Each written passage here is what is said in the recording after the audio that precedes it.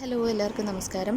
അപ്പോൾ plastic bag നിരോധിച്ചതിന് ശേഷം നമുക്ക് കടകളിൽ നിന്ന് നല്ല നല്ല ഭംഗിയുള്ള ക്ലോത്ത് ബാഗുകൾ കിട്ടാറുണ്ട് അല്ലേ.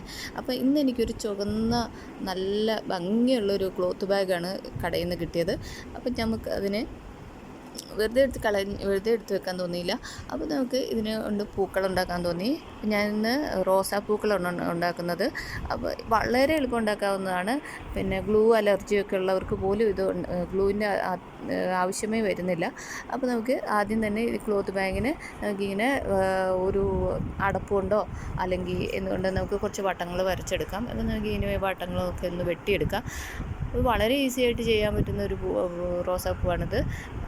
സാധാരണ റോസാപ്പൂ ഉണ്ടാക്കാൻ വളരെ പ്രയാസമാണ്, പക്ഷേ ഇതുകൊണ്ട് വളരെ ഈസി ആയിട്ട് ഉണ്ടാക്കാവുന്ന നല്ല ഭംഗിയിലുള്ള റോസാപ്പൂക്കൾ ഉണ്ടാക്കാൻ പറ്റും. അപ്പോൾ നമുക്ക് നോക്കാം. ഇതുപോലെ നമ്മൾ വട്ടത്തിൽ വെട്ടിയെടുക്കാം. ബാഗ് ആയതുകൊണ്ട് 2 പീസ് നമുക്ക് ഒരു വട്ടം വരച്ചതിൽ നിന്ന് തന്നെ 2 പീസസ് കിട്ടും. അങ്ങനെ നമ്മൾ 8 എണ്ണമാണ് ഇവിടെ ഉണ്ടാക്കിയെടുത്തിരിക്കുന്നത്. അതുപോലെ 8 എണ്ണം ഉണ്ടാക്കിയെടുത്തിട്ടുണ്ട്. ഇനി നമുക്ക് വേണ്ടത് ഒരു കമ്പിയാണ്. കമ്പിയോ ഈർക്കിലോ ചെടികളുടെ കമ്പോ ഇഷ്ടമുള്ളത് നിങ്ങൾക്ക് എടുക്കാവുന്നതാണ്. ഇതുപോലെ എടുക്കുക. പച്ച ടേപ്പ് ഒട്ടിച്ചെടുക്കുക. അതിനുശേഷം നമുക്ക് ഒരു ഇതെടുത്തിട്ട് നമുക്ക് ഇതിനെ ഒന്നിങ്ങനെ റോൾ ചെയ്ത് കൊടുക്കുക. ഇതിലോട്ട് നടുവിലത്തെ ഇങ്ങനെ വിരിഞ്ഞ് വരുന്ന ഇതളാണ് ആദ്യത്തെ ഇതിൽ. ഇങ്ങനെ വെച്ചു. ഇനി ഇത് രണ്ടാമത്തെ ഇങ്ങനെ വെച്ച് കൊടുക്കുക. അതിന് മുമ്പായിട്ട് നമുക്കിതിനെ ഒന്ന് ഈ ആദ്യത്തെ ഈ ഇതളിനെ നമുക്കൊന്ന് നൂല് കൊണ്ടൊന്ന് അത് ഒട്ടിക്കേണ്ട ആവശ്യമില്ല. നമുക്ക് സൂചി നൂലോ എടുത്തിട്ട് ഇതിനെ ഒന്ന് ഈ ഇതുമായിട്ടൊന്ന് ചേർത്തൊന്ന് കെട്ടി വെച്ച് കൊടുക്കാം. ഇങ്ങനെ കെട്ടി വെക്കുക.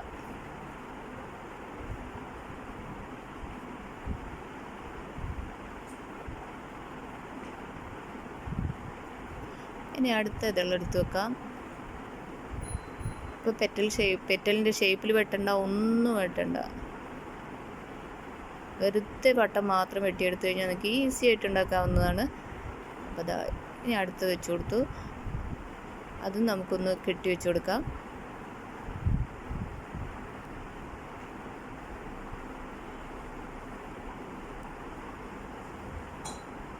ഇനി അടുത്ത പെറ്റൽസ് എല്ലാം ഞാൻ കെട്ടുന്നില്ല. എല്ലാം വെച്ചതിന് ശേഷം ഒറ്റ കെട്ടുന്നേ ഉള്ളൂ. നിങ്ങൾക്ക് വേണമെങ്കിൽ ഓരോന്നിലും കെട്ടി വെച്ച് കൊടുക്കാം. അപ്പോൾ നിങ്ങൾ അടുത്ത പെറ്റൽ വെക്കുമ്പോൾ നമ്മൾ എവിടെയാണോ പെറ്റലിൻ്റെ 2 ഭാഗം അവസാനിച്ചത് അവിടുന്ന് വീണ്ടും പുതിയ പെറ്റൽസ് വെച്ച് കൊടുക്കുക. അപ്പോൾ അവിടെ വെച്ച് തീർന്നു. ഓരോ റൗണ്ട് കഴിഞ്ഞ് ഇങ്ങനെ എൻഡ് ചെയ്യുന്ന ഭാഗത്ത് അടുത്ത പെറ്റൽ വെച്ച് കൊടുക്കാൻ ശ്രദ്ധിക്കുക.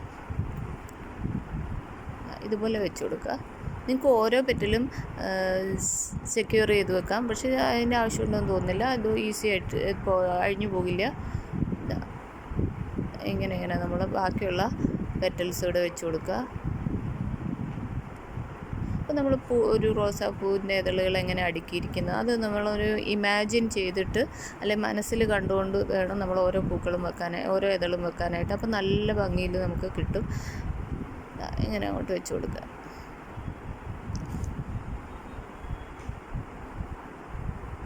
ഇതെല്ലാം അങ്ങനെ വെച്ചിട്ട് അങ്ങോട്ട് കെട്ടിയാൽ മതി.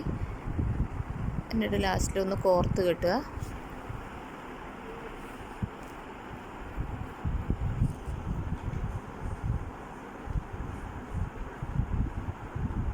ഇപ്പം നമുക്ക് ഗ്ലൂ അലർജി ഉള്ള ചിലർക്ക് ഗ്ലൂ തൊടാൻ പറ്റില്ല, അങ്ങനെയൊക്കെ ഉള്ളവരൊക്കെ കാണും. അപ്പോൾ അവർക്ക് ഈ ഒരു മെത്തേഡ് നല്ല യൂസ്ഫുള്ളായിരിക്കും. ഇനി നമുക്ക് അതിൻ്റെ പെറ്റൽസൊക്കെ ഒന്ന് വളച്ചൊക്കെ ഒന്ന് വെക്കാം. നാച്ചുറൽ ലുക്ക് വരാൻ വേണ്ടിയിട്ട് അങ്ങനെയൊക്കെ ഒന്ന് വെക്കുക. നമ്മുടെ പൂ റെഡി ആയിട്ടുണ്ട്. ഇനി നമുക്കിതിൻ്റെ സീപ്പല്ല അത് വെച്ച് കൊടുക്കാം.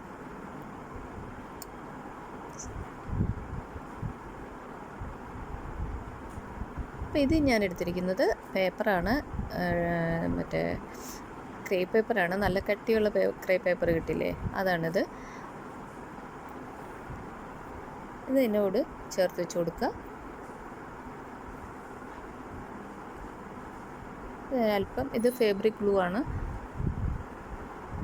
ചേർത്ത് വെച്ച് കെട്ടി നമുക്ക് ഫ്ലവറിങ് ടൈപ്പ് കൊണ്ട് ഒന്നുകൂടെ ഒന്ന് സെക്യൂർ ചെയ്ത് കൊടുക്കാം.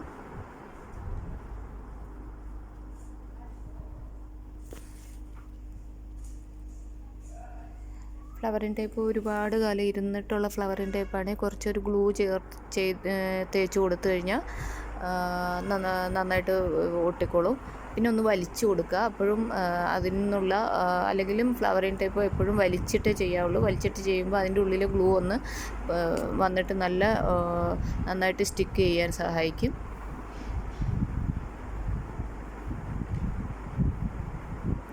നമുക്കിത് ആർട്ടിഫിഷ്യൽ ലീവ്സാണ്. നമുക്കിതിൻ്റെ ഉള്ളിലേക്ക് ഒന്ന് ഇറക്കി വെച്ച് കൊടുത്തിട്ട് നമുക്ക് ഡെക്കറേറ്റ് ചെയ്യാം.